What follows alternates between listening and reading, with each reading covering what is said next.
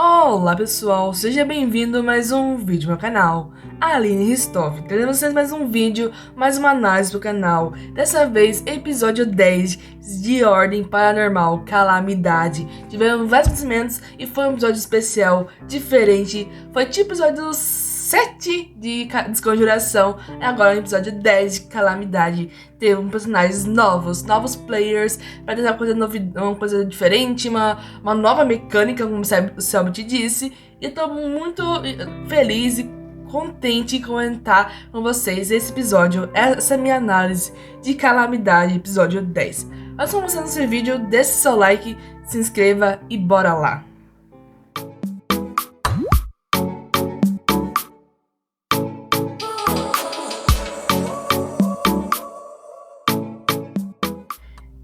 Então, pessoal, bora para esse vídeo, para essa análise do episódio 10 de Calamidade. Tivemos alguns acontecimentos, mais importante que foi um episódio especial. E como o próprio Selby te disse, foi um episódio com uma mecânica nova. Tivemos alguns personagens novos, principalmente. Várias coisas legais no episódio mesmo, que eu tô muito feliz para comentar com vocês. Primeira coisa que eu quero comentar pra vocês é a questão de episódios especiais, que eles são canons, eles estão oficialmente dentro da história. Esses personagens que são introduzidos novos, apesar que eles não vão aparecer nos outros episódios, eles estão dentro do universo e eles podem continuar participando ou podem ser introduzidos depois. Porque isso me lembra em Tanto Segredo da Floresta, o que, exemplo, é o Arthur, que ele era pra ser só um participante, um episódio extra com ele. Ele só ia participar de um episódio da obra e depois ele se tornou um personagem principal, um personagem essencial dentro da obra. O Arthur é um personagem incrível, muita gente ama e considera o melhor personagem dentro do universo de Ordem Paranormal. E já em Desconjuração me lembra a questão do personagem do Phelps, o nosso Rubens, porque ele foi introduzido num episódio especial e a gente achou que ele só participaria daquele episódio. Tanto o personagem do Alonsoca, que é o Johnny, que é um personagem muito legal, a mecânica dos dois era muito divertida, só quem sabia que ele foi avisado que ele só participaria daquele episódio. Mas quando chegou a Calamidade, descobrimos que o Rubens ia ser um foco e se tornaria um personagem principal.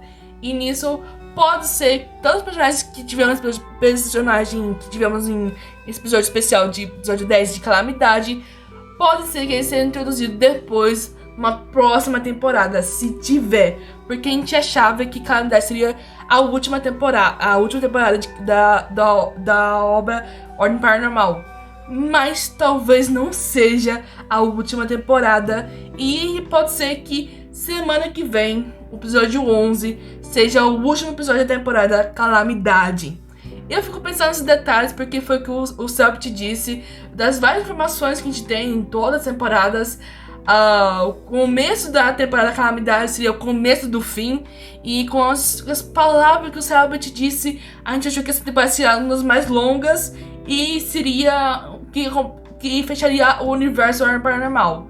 Mas pelo que eu tô pensando, não vai ser assim. Vamos ter uma nova temporada e talvez tantos personagens da galera e do Abelha que participaram desse episódio especial voltem numa nova temporada e também sejam personagens principais, porque eles têm a missão deles. Então o Selby te disse que seria só esse episódio. Ele falou assim: esse é um episódio especial que vocês vão participar, mas depois vocês têm que botar na sua própria missão. Vocês vão ter que voltar e não vão estar participando na próxima sessão do RPG. Então eles não vão estar nos próximos episódios. Os personagens tanto a Yuki e o Dominique, que é dentro do universo do Ordem Paranormal, eles não vão estar nos próximos episódios. Eles vão ter que voltar pra França, que o Calamidade está se ocorrendo na Itália, então eles teriam que voltar pra França. E a galera só teria esse episódio pra participar. Uma player que a gente já conhecia nas temporadas anteriores, que ela tinha jogado Desconjuração, mas em Calamidade é uma questão diferente. E vai ser só esse episódio que ela vai participar, com a personalidade que é muito top mesmo. E gostei muito da Yuki. É engraçado, a japonesa que tá morando na França. Mas também o personagem do Abelha, o Dominique, também foi um personagem bem diferente. Eu não conhecia muito bem o Abelha, eu acho que eu só vi uma coisinha dele na internet uma única vez, então eu não conhecia a pessoa, eu não sei o nome dele, eu não conheço muito, não sei se ele é muito bem um youtuber, mas eu sei que ele foi bastante meme, minha irmã acompanha ele, então eu não conhecia muito, desculpa Abelha, mas a galera já conhecia, principalmente por causa de Desconjuração, que a gente já tinha temporada anterior, mas a Abelha trouxe uma interpretação diferente nos personagens. Eu achei interessante que muitos players que estavam jogando RPG também falaram que ele interpretou muito bem, apesar que ele não é acostumado a jogar nada referente a um RPG.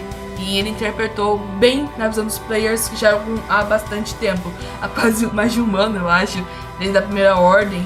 Então é uma coisa muito legal de comentar. E eu quero começar logo a comentar a história em si, analisar esse episódio. Não tivemos muitas coisas, mas foi um episódio bem legal, alguns enigmas também bem interessantes lá no meio do episódio. O episódio começa logo naquela cena onde viu o pessoal, a equipe adulta se separando. E quando o Baloo, o Rubens e o Arthur chegaram na van, eles ficavam na dúvida quem dirigir, porque nenhum dos três personagens sabia dirigir. E tanto o Baloo chegar lá, o Calão pegou com o personagem de Baloo dele e ficava assim, Rubens, dirigem. E o Rubens fala, eu não sei dirigir. E como assim tu não sabe dirigir? Tu sabe fazer uma baita computação pra mexer no computador, não sei o que lá, um monte de coisa, e tu não sabe dirigir? Eu não sei. O Arthur sem querer discutir porque ele sabe que a Ivete tá em perigo. Então ele não pensa duas vezes, apesar que ele só tem um braço. Ele vai e cena no volante pra dirigir até a mansão, porque eles têm que salvar a mãe do Arthur, a Ivete. E nisso eles partem rapidamente. Eu acho até que o Arthur dirige mais rápido que a Karina, ou levou mais ou menos o mesmo tempo. Eu não sei se acho que a Karina levou uns 15 minutos pra chegar no Coliseu de van, e acho que o Arthur foi menos tempo porque ele tava com pressa. E foram... Assim, o acontecimento da van foi muito engraçado, principalmente porque o Calão jogou com o Baloo do jeito dele, fazendo várias piadas. Chegando na mansão, eles descem da van, e quando estão chegando lá perto da mansão, eles não vêem ninguém ao redor, no gramado ali fora, no jardim.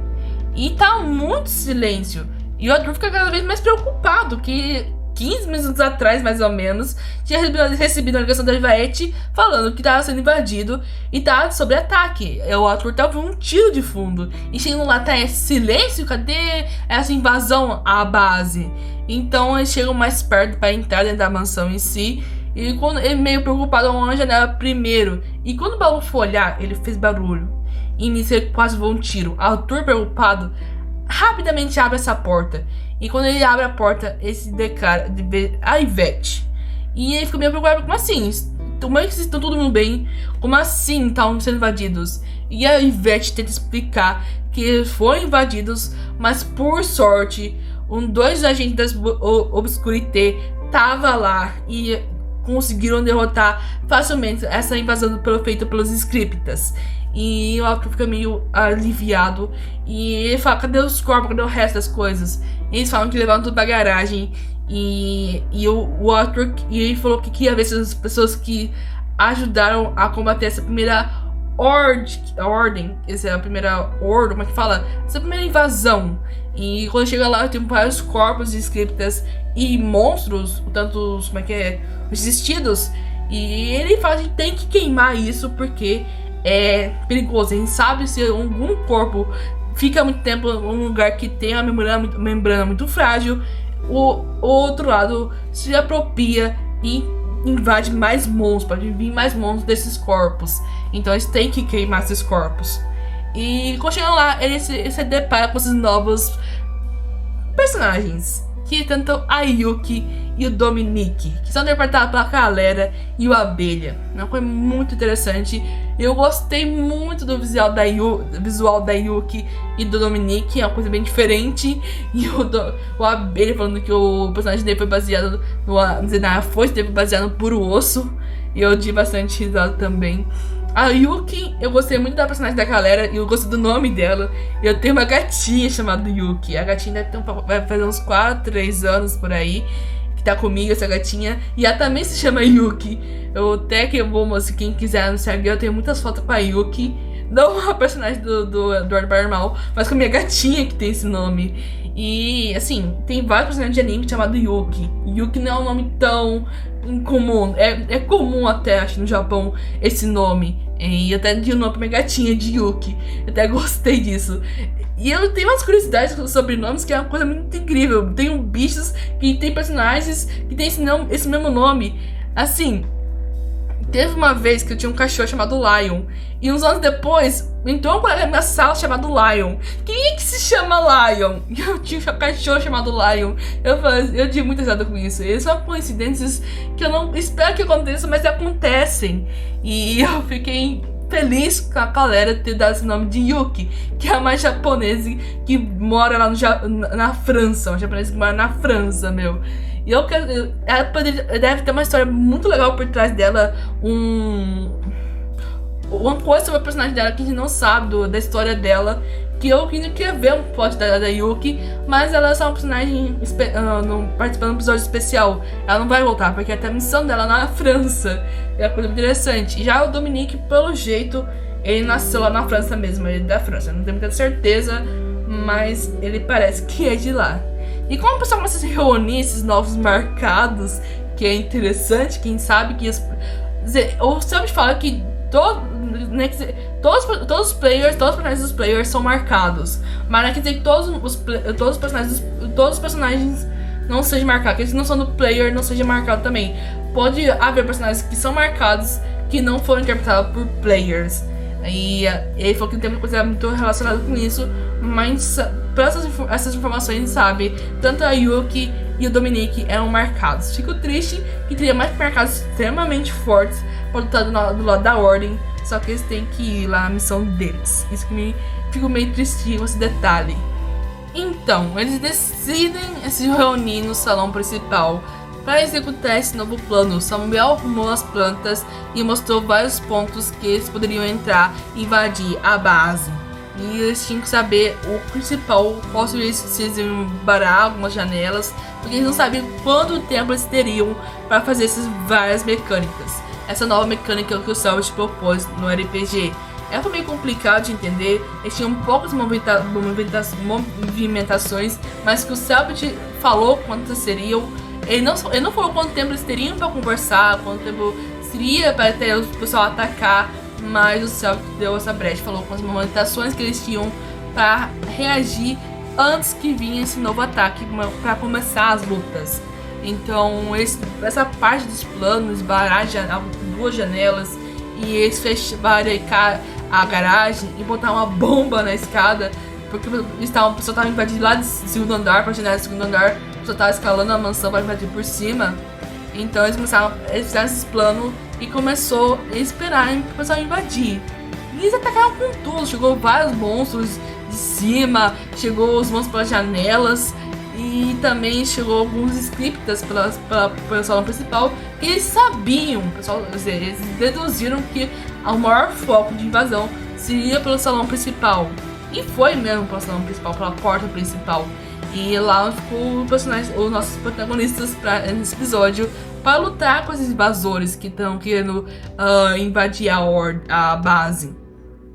E essa luta foi bem interessante, vários novos monstros que o Selbit pôs, que são extremamente fortes. Os inimigos eram bem diferentes, porque eles tinham orelhas pontudas e olhos pretos, scriptas.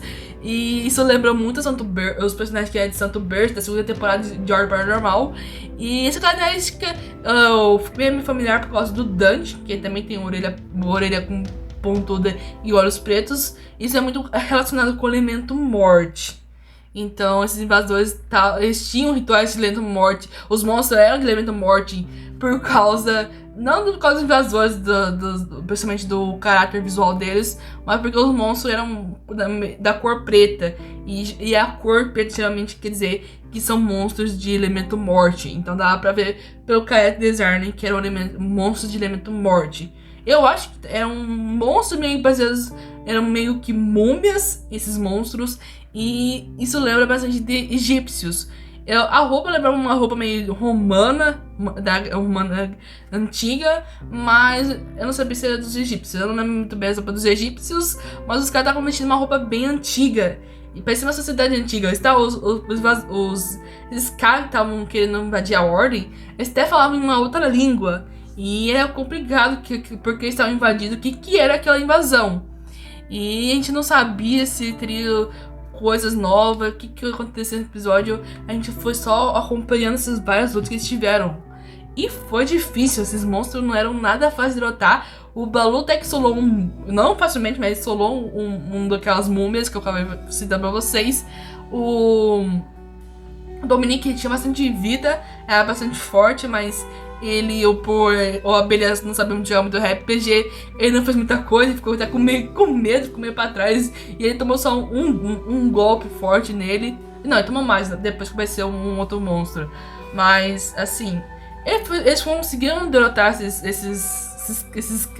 pessoas estranhas de orelhas pontudas, olhos pretos e faixas no rosto que falam uma outra língua, e derrotar os monstros. Só que veio depois, porque veio mais gente. Isso que tá lá fora que chegou depois. O Arthur, como ele vai derrotar o último essas pessoas, esses invasores, ele percebe que tinha algumas pessoas a mais lá fora que não chegaram a entrar e que estão tremelicando. E tava soltando muito lodo. Lodo também representa muito do elemento morte. E esse lodo, o Arthur não tá entendendo porque os inimigos, invasores, estavam caindo no chão e soltando muito lodo. E quando ele vê um cara muito alto, extremamente forte, chorando, ele não entende por que esse inimigo tava chorando. Mas o Arthur lembra brevemente dele por causa que ele já viu em Desconjuração, a temporada anterior de Horror Paranormal. E ele fica meio preocupado.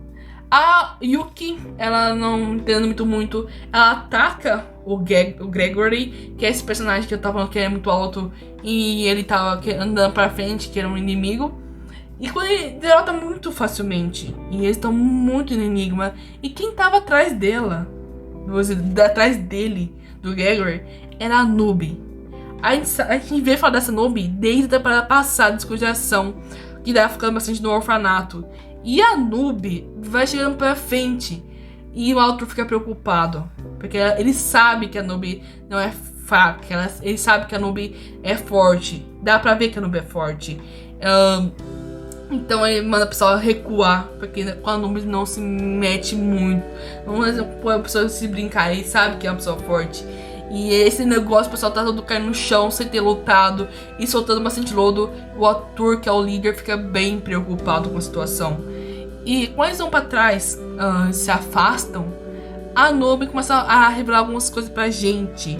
Ela fala que sobre o irmão dela, sobre o negócio da mente dos dois, tá vivendo em tempos diferentes. O Greg, que ele tava há poucos segundos que tinha passado desde esse incêndio do orfanato, e pra ela passou milênios, vários anos. A mente deles estava andando num tempo diferente do corpo deles. E o pessoal não entendendo nada, o que a inimiga tá querendo falar, o que ela tá dizendo com isso. E com isso o Arthur tenta atirar na Nube com a arma dele, só que ela desvia facilmente de um tiro e ele fica preocupado. E a Nube fala que eles tinham que parar de estar jogando do outro lado errado, que o tempo todo das histórias precisa de um fim. E nisso que ela fala isso, ela invoca um monstro, um carniçal esfinge. E invoca esse monstro que é extremamente forte, gigante. E os primeiros têm que enfrentar esse monstro gigante. E aí que é o problema, que é uma esfinge da morte, do elemento morte. E a gente dá pra... todos esses elementos, todos os monstros pra guerra pra ser uma múmia. Aí os caras dos inimigos invocam essa esfinge. Dá pra entender que era do Egito.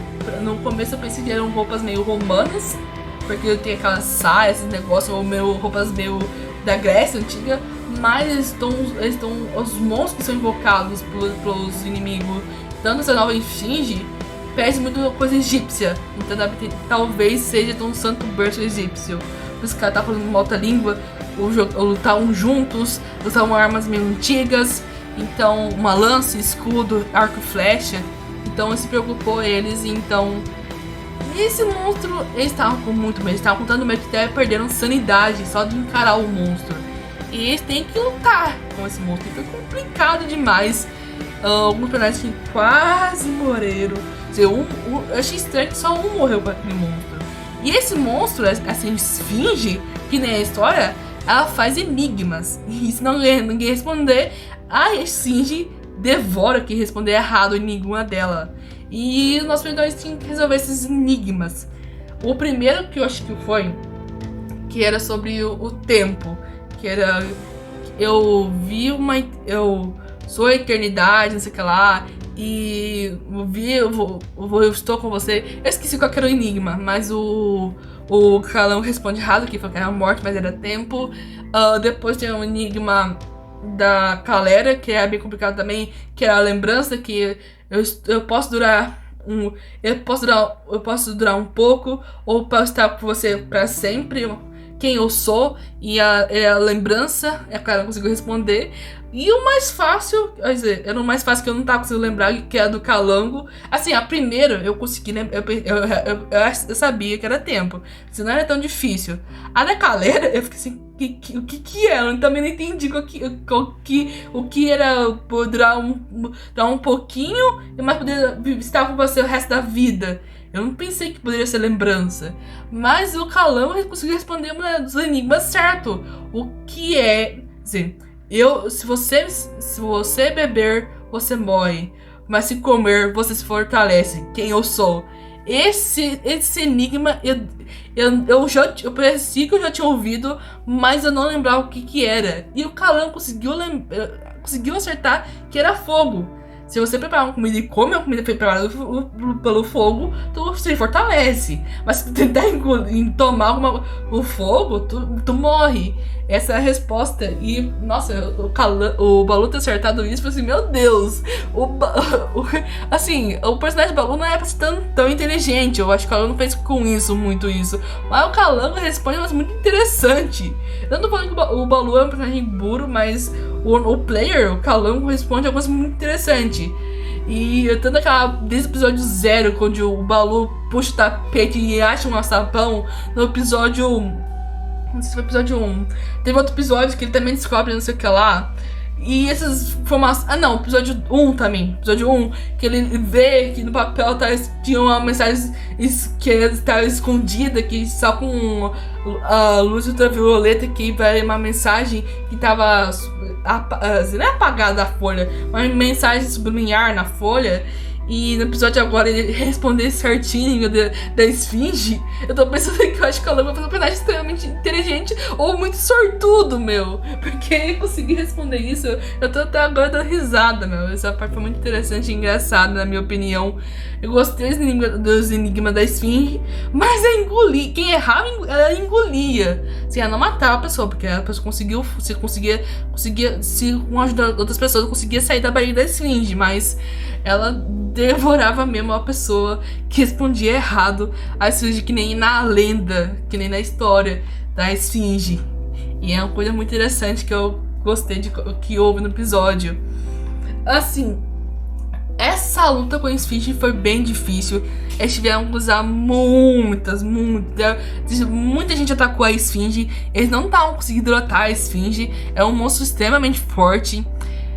Só que no final eles conseguem derrotar ela. O Arthur finalmente usa um ritual de energia e dá um belo de um dano na esfinge, derrotando ela. Mas assim, eu fiquei impressionado que ninguém morreu pra esfinge. Quer dizer, morreu uma pessoa, mas não foi pra esfinge. Ninguém morreu pra esfinge. Foi a Yui que tomou uma decisão meio triste dela usar um ritual e acabou matando um NPC. Mas foi uma cena muito interessante, porque na temporada agora de Ordem Paranormal Calamidade tivemos várias ênfases em NPCs. Mas assim, foi uma coisa interessante. E eles conseguem derrotar a esfinge, então ninguém morre pra esfinge, eu posso dizer. E é meio triste porque um sai extremamente ferido, quase morre, que foi, eu acho que um primo da Karina, que é o Fabrício. E ele sai bem, mas bem, nunca vai poder andar. E também tivemos o pessoal se dispersando. Arthur é muito confuso porque essas pessoas atacaram a base. Vai perguntar o que os agentes do Obscurité trouxeram pra mansão, que é uma caixa preta. E o Dominique fica meio assim: ah, você quer ver? Eu vou deixar tu ver, mas eu não posso ver. Eu fui proibido de ver o que tem na caixa. E a Yuki fala assim: é melhor não. O nosso líder falou que não era pra ver, meu. Então não é pra ver. E aí a galera fica falando pro personagem dela, da Yuki, que não é pra abrir a caixa. Mas o Arthur é o líder. E todo o acontecimento que teve no episódio, ela assim: então tá, se você quer ver, pode ver. Mas eu não vou ver porque eu fui proibida de ver. E a gente não sabe o que é na caixa. Essa caixa preta vai ser um mistério, né? Não sabe se o próximo episódio vai ter o que o Arthur vai falar que tem na caixa, mas a gente não sabe o que tinha nessa caixa. Ninguém sabe, só o Selbit e o Arthur. E quem é a pessoa que fez? Não sei se foi o Selbit que fez a caixa, então talvez alguém saiba o que tem dentro. Mas os próprios players, fora o Arthur, não sabem o que tem naquela caixa preta. E o Baloo e Rubens decidem descer de novo pro subsolo pra a base secreta. E o Baloo foi lá pra procurar um violão. E o Rubens foi pra ajudar, ver se o Fabrício, acho que é primo da Karina, se ele estava bem. Que o pessoal descobre que nunca vai poder mais andar. E o Baloo decide ir lá pra fora com o violão tocar. Ele não sabe, ele tá bem machucado, ele tá bem. A sanidade dele tá bem baixa. E ele decide ir lá fora tocar uma música. E Calango, meu, essa música, meu Deus, eu já me fez chorar em desconjuração com o vídeo do Kaiser. Quando o novo personagem também veio com uma música, meu. A música é do Tarzan. Acho que eu esqueci. A gorila que canta por Tarzan quando ele é bebezinho. Acho que é: no meu coração você sempre estará, você viverá. Eu esqueci como que é, esqueci a letra, mas nossa, o meu Calango com um violãozinho bem devagarzinho cantando essa música. Nossa, meu coração, assim, não sei vou dizer, eu não chorei, mas quando eu penso, dá vontade de chorar, mas eu seguro o choro, mas nossa, doeu o coração, doeu com essa música, Calango. Ai, meu Deus, por favor, Baloo, não morra. Por favor, não morra. E ele conversando com o Rubens, porque o Rubens meio que ouviu, ele foi lá pra fora, mas o Rubens, quando viu um violão, ele já associou que era o Baloo, e foi lá ver o que o Baloo tava fazendo com o violão. Ele ouviu essa música. O Rubens não conhece muita coisa, não entende muito dos filmes da Disney, porque ele não sabia o que era a música que o Baloo cantou um episódio passado pra ele, que eu acho que até esqueci de falar, que o Baloo também cantou uma outra música que era do Mowgli, Menino Lobo, que era necessário, somente o necessário. O Rubens também não sabia essa música. Eu acho que, meu Deus, não sabe essa música. Eu acho que o Rubens não assistiu muito filme. A gente sabe que o Rubens gosta muito de jogo tabuleiro, então eu acho que ele não é muito de ver filme, essas coisas. Ele é mais no tabuleiro, jogos de xadrez, damas, essas coisas. E não assiste muito filme na vida. Ou filme de desenho. E agora ele me vem com essa música do Tarzan. Oh, meu Deus, nossa, Baloo, por favor, esses são um dos melhores personagens do RPG. Como é que o Calango faz tanto personagem bom pra obra? Ai, eu fiquei feliz com esse episódio, foi uma coisa muito boa. Mas o episódio termina aqui, o episódio termina ali, eu termino o meu vídeo aqui. Espero que tenham gostado dessa minha análise. Deixe seu like, se inscreva. Até uma próxima. Tchau!